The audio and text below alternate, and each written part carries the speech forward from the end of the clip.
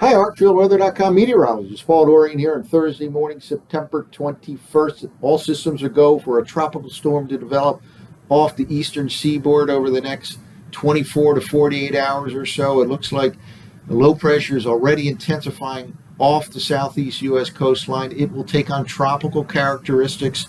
Whether or not it becomes named by the National Hurricane Center remains to be seen. If it does, by the way, I believe it will take on the O name, which I believe is Ophelia. Regardless of whether it's a named tropical storm, it will have an impact from the Carolinas all the way up to southern New England from the late Friday night time frame all the way through much of the upcoming weekend. Again, it is intensifying already this morning. We take a look here. We'll start off with the infrared satellite imagery loop from the College of DuPage website. And here we go. We see a lot of activity already well off the southeast U.S. coastline. We'll take a look at a moment at the sea surface temperatures. Still very warm right in the southwestern Atlantic, right in this region right here, in some cases up to about 30 degrees Celsius. Plenty supportive of tropical storm development. Again, it looks like this system will remain over the open waters of the southwest Atlantic to take on tropical characteristics.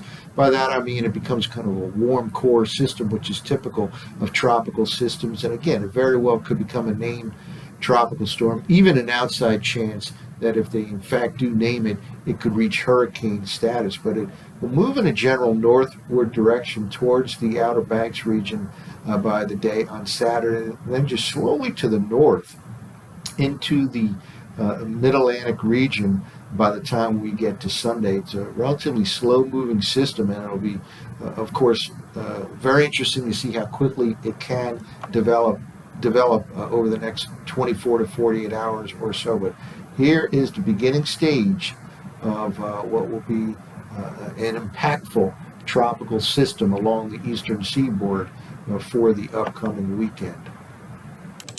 Well, here's a map of the aforementioned sea surface temperatures in the southwestern part of the Atlantic Ocean. And again, we have some very warm conditions here, above normal, right in this part of the southwestern Atlantic. And again, this is the area where right now the storm system is starting to develop. Temperatures up near 28, 29, even some 30 degrees Celsius readings in this particular area. By the way, this is a cold wake left behind by the passage of both Hurricane Franklin and then Hurricane Lee. It contributed to upwelling over this part of the Atlantic Ocean. That is a process by which colder water from underneath rises up to the sea surface, and this is actually colder than normal for this time of the year, some 5 degrees difference between this cold wake, 25 degrees Celsius, and some of these warmer waters that still exist tucked in off the southeast U.S. coastline. So again, plenty supportive here for the development and intensification of a tropical system. Well, in yesterday's video, I mentioned the discrepancy amongst some of the computer forecast models. The European model, for example, had been the weakest with this developing tropical system along the eastern seaboard. Well, boy, it came on board last night pretty much in agreement with the Canadian model, which had been the most aggressive, developing the strongest storm, the most rainfall for the Mid-Atlantic region, for example. And again, the European model switched quite a bit from yesterday morning's run to last night's run. I just want to show here a quick comparison of the three models, the Euro, the Canadian, and the GFS from last night's 0Z run for the total precipitation amounts. This is the European model, and again, it has kind of jumped on board with the Canadian model, being pretty aggressive with some of this precipitation amounts here, right here in the Mid-Atlantic region, for example, really extending all the way up from the Carolinas to southern New England. You see some purple. That represents 2+ inches of rainfall. This is through the duration of this upcoming system.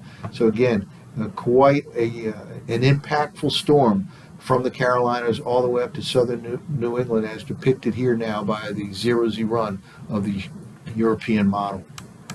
And here's the Canadian model run, again, for the same time period, going all the way through the upcoming weekend. Total precipitation amounts along the eastern seaboard here through this upcoming event. Again, A lot of purple showing up, not only from southern New England, Long Island, but all the way across the D.C., Philadelphia, New York City corridor, down across the eastern part of Virginia, down into the Carolinas, at least the eastern part of the Carolinas. Again, the legend here shows we're talking about 2, 3, potentially 4 inches of rain in a lot of this area, with the purple showing up here from this upcoming system. Again, this is the entire duration of the storm from the Canadian model at 0Z. Now, the GFS model actually has become kind of the weaker system, the weaker model for this upcoming system compared to the European model and the Canadian model in terms of the total precipitation amounts. Yes, a lot of purple here showing up with the Carolinas and southern Virginia, and also over southern New Jersey, southeastern Pennsylvania, but it kind of limited in its northwest extent right here with respect to the 0Z run of the GFS. So we'll see how that evolves during the day today. Of course, we're getting closer and closer to the event. No doubt in my mind, though, that this will be an impactful tropical-like system all the way from the Carolinas across Long Island to the southern part of New England. Well, before we take a look at the surface forecast maps from last night's GFS model run, I just wanted to show one more map here from the European model. This is from the 0Z run last night. I do believe this has a pretty good handle on this particular parameter here. We're looking at maximum wind gusts through the duration of this storm, and coastal sections could certainly see 50+ mile per hour wind gusts in this upcoming event. You notice down here over the Outer Banks, 59 miles per hour here. Again, these are maximum wind gusts all the way through the duration of the storm, at least into the early part of Sunday morning. You're looking at 50+ miles per hour, a mile per hour along coastal New Jersey, 50 over eastern Long Island, and almost 40 right around Cape Cod. So again, we'll see this in a moment here, but we'll have an intensifying pressure gradient between the departing high pressure to the north that moves off the New England coastline during the day on Friday, and this intensifying tropical system to the south. That intensifying pressure gradient will result in a long period of onshore winds, anywhere from the easterly direction to northeasterly direction, up and down the Mid-Atlantic coastline, really from the Carolinas to southern New England. There'll be an extended period of onshore winds, and what that also suggests, coastal flooding may become a problem at high tides with this persistent, strong onshore flow of air that, again, will intensify during this storm system. Really, the activity gets underway in the Mid-Atlantic region later tomorrow night and continues through much of the upcoming weekend. Doesn't mean it will rain at all times. In fact, it likely will not rain at all times in the Mid-Atlantic region. This is a tropical-like system where there may be bands, separate bands of rain coming through. So it doesn't, I don't expect steady rain throughout this the day on Saturday, for example. There may be periods there where it slackens off or even stops for a while, but certainly there can be bands of rain coming through during this upcoming weather event, and certainly some of the rain will be heavy at times. Well, let's take a look at the 0Z run of the GFS with respect to surface forecast models. Again, this has now turned into kind of the weaker of the computer forecast models in terms of the strength of this particular system, the total rainfall of this particular system. The Canadian model, European model have more in the way of total precipitation amounts now. However, the general solution is the general idea here amongst all three models here that we'll have an intensifying low pressure area that will take on tropical characteristics, in my estimation. Maybe National Hurricane Center names it officially as a tropical storm. We'll see. But here we go. We're starting the day off here. We saw the infrared satellite imagery loop, and it's already starting to intensify, get underway here well off the Florida coastline where the sea surface temperatures are still quite warm. This is a key player here. This is a strong 1028 millibar high this morning, Thursday morning, that will generally move in this direction, but we'll see in a moment here the difference in pressure between this departing high and this intensifying low will become quite significant. In other words, the pressure gradient field will tighten over the next couple of days, and that will lead to a persistent northeast to east flow of onshore winds in the Mid-Atlantic region, and that can certainly lead to some coastal flooding at times of high tide. So let's move forward here, clear the deck here, and we'll move forward with this particular model run. Again, this is the 0Z conventional GFS model run from last night. Here we go. By later today and tonight, we have low pressure intensifying here at this particular time as of Friday morning, tomorrow morning, down to a 1002 millibar low, well out over the water here. And notice, this is the reason I believe this will take on tropical characteristics. It'll be out over the open waters of the southwest Atlantic for an extended period of time, enough time for it to become a warm core system, a tropical-like system, probably becomes a named tropical storm as it intensifies during the day on Friday. And here's that key high pressure system. Notice that actually strengthened from this morning to tomorrow morning. It was a 1024 millibar high over the northern mid-Atlantic beginning of the day today here on Thursday. It actually intensifies to a 1031 millibar high departing New England during the day on Friday. And again, the difference in pressure between this 1031 high to the north and a 1002 intensifying low to the south will tighten this pressure gradient. These black lines here represent isobars, lines of equal pressure. The tighter the spacing between these black lines, basically the stronger the winds. And in this particular case, this will produce a low-level wind flow like that. Onshore winds out of the east, out of the northeast, winds blow clockwise around highs and counterclockwise around lows. And let me also mention, Bob, while I had this showing up here, notice the fetch of air here. This is feeding in tropical moisture all the way from the tropical Atlantic right into this system. So we have certainly, obviously, Atlantic moisture involved, but also some tropical Atlantic moisture will feed in the southeastern flank of this particular storm system.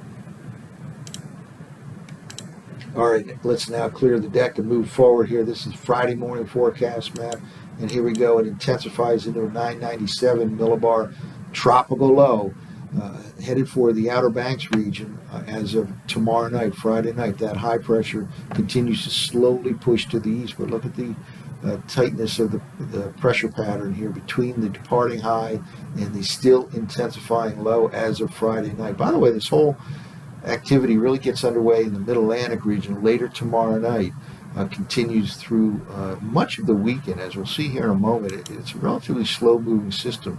May make landfall right over the eastern part of North Carolina by Saturday morning. Whether or not it's actually over eastern North Carolina or still a little bit out over the water, maybe the Outer Banks as of Saturday morning. But look at this pressure gradient. That spells 50 mile per hour wind gusts at the coastline, the Delmarva Peninsula coastline, certainly the Carolinas, all the way up to Jersey and then Long Island and even southern part of New England. We have certainly impactful type winds here with coastal flooding a possibility at times of high tide from the Carolinas to southern New England during this upcoming event. Then we go into the afternoon hours on Saturday, and the system moves pretty much over the Chesapeake Bay. Kind of similar scenario with the other models here. Again, it's kind of hugging the water, or right over the Chesapeake Bay at this particular time, maybe be a little bit inland. It wouldn't be surprising if it's a little bit to the west of this over, let's say, interior, eastern part of Virginia at this particular time. Now, whether or not the rainfall spreads all the way up into central Pennsylvania is still a little bit questionable, but I think it very likely will extend all the way up into central Pennsylvania. Penn State has a game on Saturday evening. It could become wet instead of white. They have a whiteout for that game against Iowa. Now let's move forward here. And again, a relatively slow-moving system. This is now Sunday morning.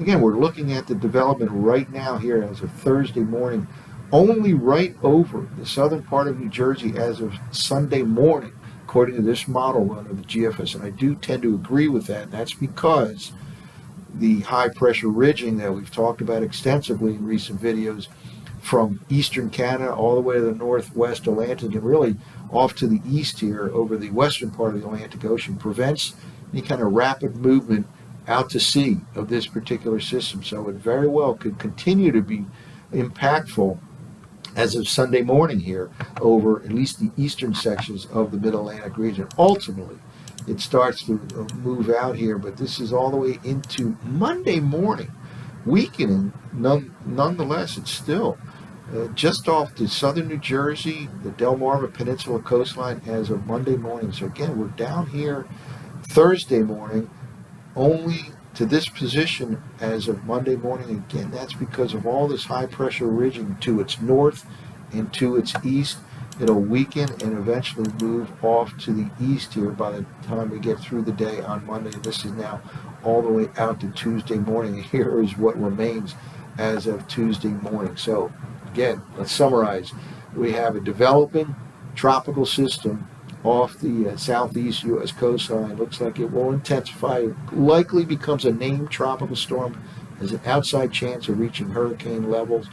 Whether or not it's named, it looks like an impactful event from the Carolinas to Long Island to southern part of New England. That includes some heavy rainfall, some persistent and strong onshore winds out of the east or northeast.